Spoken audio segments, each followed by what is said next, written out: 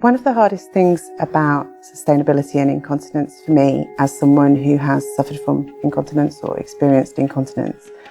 is that I already feel quite a lot of societal shame being incontinent anyway.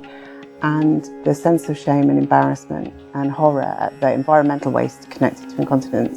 isn't something that's lost on me, and I don't think it's lost on lots of continence patients either. And it's interesting because I already feel like a drain on society, and that adds to it. But my relationship with things like disposable pads is complex because whilst I can see that there are issues sometimes in how they're marketed and that they contain a lot of plastic and that they're really problematic, I can also see that it isn't clear to me what sustainable products work, and pads have saved my life because being incontinent is really difficult. And I became incontinent at the age of 30, and to live a life where I could work and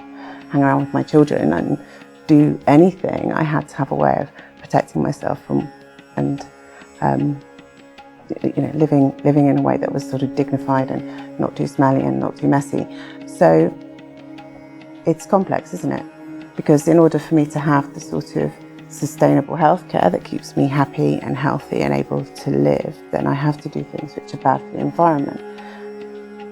And I think we have to bear this in mind. We have to think very carefully about what patient experience is, what positive things are for patients, and what their expectations are and what we're prepared to give them. And I think that that's not saying that I don't think that there are hugely sustainable solutions. And I think that for some people like me, that might be about thinking really carefully about words beginning with polyplastic that I don't understand, and making things much cleverer and having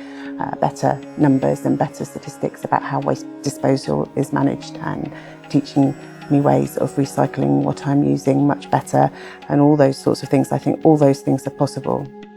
But I also think it's about helping the millions and millions of people who are like me, and indeed the millions and millions and millions of people who don't look like me, who aren't white and middle class and heterosexual and living in the Northern Hemisphere in Europe in a country with accessible healthcare, and all those people with incontinence needs that are not being met, where there's no thought being given, or rather, if there's lots of thought being given but there's no action being taken to help their experience of being incontinent to be better, and their ability to make the products that they're using sustainable, or to make that management of that sustainable, isn't being considered. I think the other thing we really have to think about is how we educate people, but also prepare people for continence issues they face at different points in their lifetime and their lifespan. And, we've been asked to think about continence utopias, and it does involve teaching children right from the start about how bodies work and how sometimes they break, and how we shouldn't hate people just because their bodies are a bit broken. And that continence is something that we don't always have control over, but that can be helped. And I think if we could do that, we would start to be in a position where things were more sustainable, because although it might feel like a spanner in the works or a tricky thing to say, living in a world where incontinence is stigmatised is not sustainable. Ignoring the fact that it's already shamed and stigmatised and undignified to be incontinent, ignoring that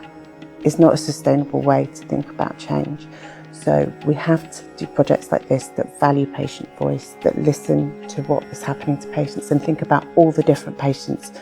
from those like me that have had a bad time, even though actually globally I'm having a really good time, to people who have nowhere to wash safely or have